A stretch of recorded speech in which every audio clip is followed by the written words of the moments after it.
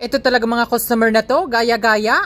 O mga auntie, ito ang customer na ating gagawin ay nakita ito sa una kong ginawang customer. At sabi nga mga auntie, asan daw yung kapareho na wood stand nung una nating ginawang customer? Gusto nga daw niya mga auntie ay same-same. At buti na lang kamo mga auntie, meron tayong available na wood stand. Syempre mga auntie, bago natin gawin itong arrangement natin ay tinanong muna natin si customer kung magkano ang kanyang budget. Dahil mahirap gumawa ng gumawa mga auntie, pagkatapos ng bayaran ang daming sinasabi. Kaya para ma-sure tayo, tatanungin muna natin si customer kung magkano yung budget niya. Pagkatapos, yun ang ating gagawin. At sabi nga ni customer mga auntie ay pang 60 real lang. At kaya naman, 5 pirasong bulaklak ang ating ginamit. Meron tayong 3 rose. Gumamit tayo dito ng 2 crease. At ang ginamit nga nating rose mga auntie ay light pink. At yung crease naman natin mga auntie medyo dark pink para magsilabasan ang kanilang mga kulay.